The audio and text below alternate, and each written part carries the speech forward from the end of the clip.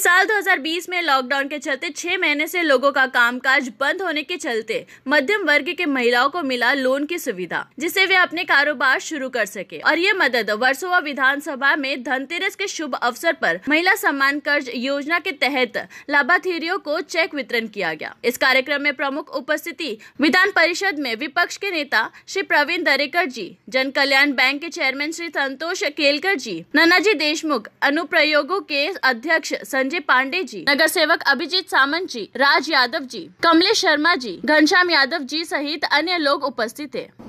मला तर वाटतं हा एक जनकल्याणचा पॅटर्न म्हणून इतर सामाजिक संस्थांनी पुढे येऊन करायला हवा।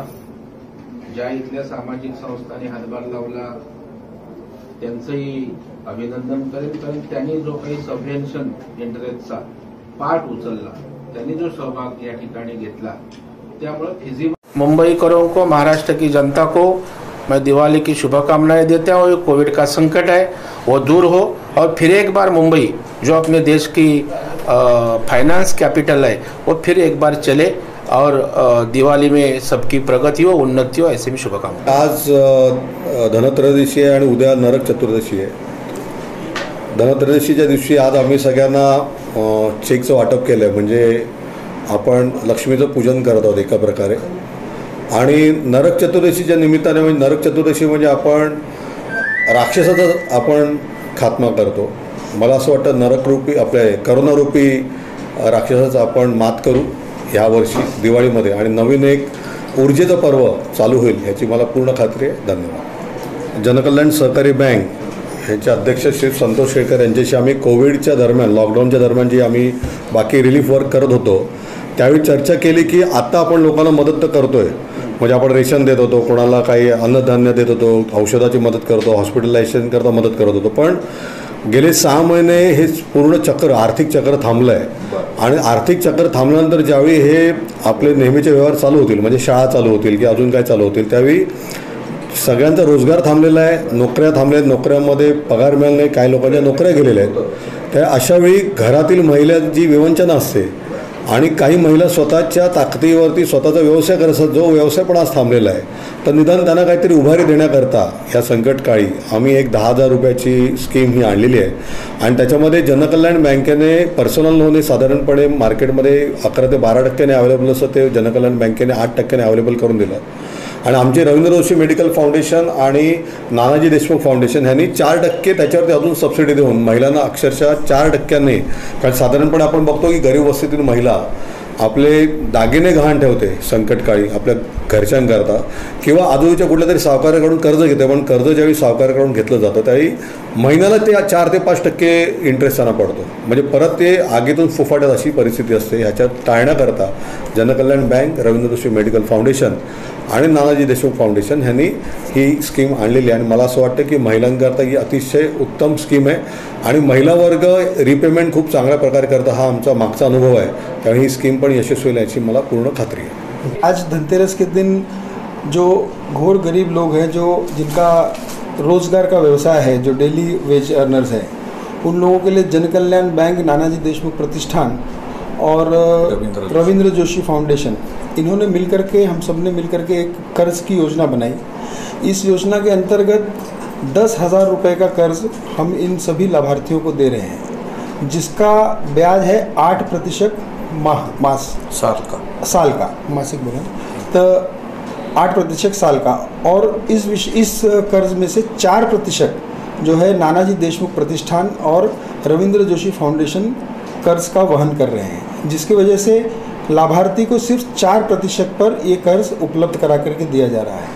कोविड के इस संकट काल में जब सभी व्यवसाय ध्वस्त हो चुके हैं, तो ऐसे में उस घोर गरीब और जनता को पुनः अपने पैर पर खड़ा होने के लिए 10,000 रुपये बहुत ही मददगार साबित हो रहे हैं। और इसका प्रतिसाद हमें पूरे समाज में बहुत ही पॉजिटिव मिला है और बहुत सारे लोग इसका लाभ ले रहे हैं। और इस विषय में मैं सबसे ज़्यादा हमारे मित्र संजय केलकर जी, जो जनकल्याण बैंक के चेयरमैन हैं, जिन्होंने इस स्कीम को लागू करने के लिए हम सबको सहयोग दिया है, मैं उनका भी बहुत बहुत धन्यवाद देना चाहता हूं।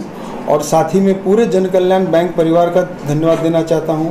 रवींद्र जोशी फाउंडेशन के हमारे ट्रस्टी श्री अभिजीत सावंत जी जो हैं उनका भी मैं बहुत बहुत धन्यवाद देना चाहता हूँ। राज यादव जी हैं जो इस काम में लगे हुए हैं यहाँ वर्सोवा विधानसभा में, मैं उन सब का, राज यादव, कमलेश शर्मा, सभी का बहुत बहुत धन्यवाद देना चाहता हूँ जो जनता तक जा कर के इस कर्ज की स्कीम को लोगों तक पहुँचाने का काम कर रहे हैं, और इसी और सभी को मैं बहुत बहुत धन्यवाद देना चाहता हूँ। जन कल्याण नाम में ही सब कुछ है, लोगों का कल्याण कर रहा है। ये व्रत लेकर हमने इस बैंक की स्थापना हमारे पूर्वार कर्मियों ने की थी, उस व्रत को लेकर हम लोग आगे चल रहे हैं। जब भी समाज पे कोई संकट आता है तो उस संकट में सबके साथ, समाज के साथ खड़ा रहना, यही वो सामाजिक संस्थाओं का दायित्व रहता है। वो दायित्व निभाने की कोशिश हम लोग बैंक करके, हमारा उसमें से जो पोर्शन हम कर सकते हैं वो पोर्शन करने की कोशिश हम लोग कर रहे हैं। कैसे था कि कोविड में 5-6 महीना लगातार सब व्यवसाय बंद होने के बाद पुनः खड़ा रहना ये बहुत कठिन काल था, क्योंकि जो पूंजी लोगों ने बचाई थी वो 5 महीने में खाने में ही या खाने के सामान लेने में ही सब खत्म हुई। मेडिसिन लेना था, घर परिवार को संभालना था, तो उसके बाद वापस इनकम जनरेशन चालू करना ये बहुत डिफ़िकल्ट था और सभी के पास पैसे नहीं थे, तो देगा कौन, ऐसी अवस्था थी सबकी। तो ये जो कर्ज योजना है ये किसी के पास शर्मंदी महसूस कर जाकर मांगने की योजना नहीं है। आत्मनिर्भर और आत्मसम्मान से वहाँ पर आना है, क्योंकि मैं लोन रीपे कर रहा हूँ, मैं कोई भीख नहीं ले रहा हूँ या मैं कोई डोनेशन नहीं ले रहा हूँ, ये उसके पीछे की एक भावना है। तो जो छोटे छोटे काम करने वाले लोग हैं वो ये, और हमारा अनुभव भी इतना अच्छा है कि अभी तक हमने जितने भी लोन बांटे हैं 3 महीना हो गया, वो रीपेमेंट भी चालू यानी लोग पैसे को हाँ ये कोई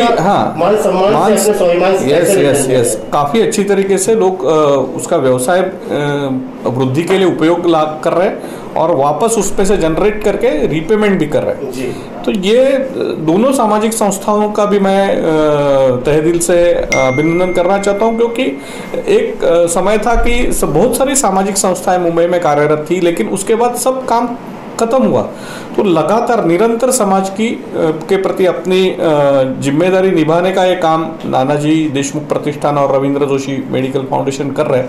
पहली बात तो मैं दिवाली की हार्दिक शुभकामना जन कल्याण बैंक के सभी कर्मचारी को, खास करके रेनू मैडम को जो यहाँ की ब्रांच मैनेजर है, वो पिछले कई सालों से हमें गाइडेंस करके इस स्कीम को एक अच्छे पैमाने पर लेकर जा रही है। उनकी मैं काबिल तारीफ़ करूँगा और सभी कर्मचारियों को दिवाली की हार्दिक शुभकामना। रविंद्र जोशी फाउंडेशन और नानाजी देशमुख को, सभी को, जितने भी यहाँ पे हमारे सदस्य हैं और कर्मचारी, सभी को दिवाली की हार्दिक शुभकामना। और जिस तरह से स्कीम चलती आ रही है, हमारी जन कल्याण बैंक ने जिस तरह से हमें सहयोग दिया है, उनकी भी बहुत काबिल तारीफ़ करूँगा। इस योजना के तहत अभी भी अगर किसी को भी पैसे की दिक्कत है या आर्थिक चीजों की जरूरत है तो आप जन कल्याण से संपर्क कर सकते हैं।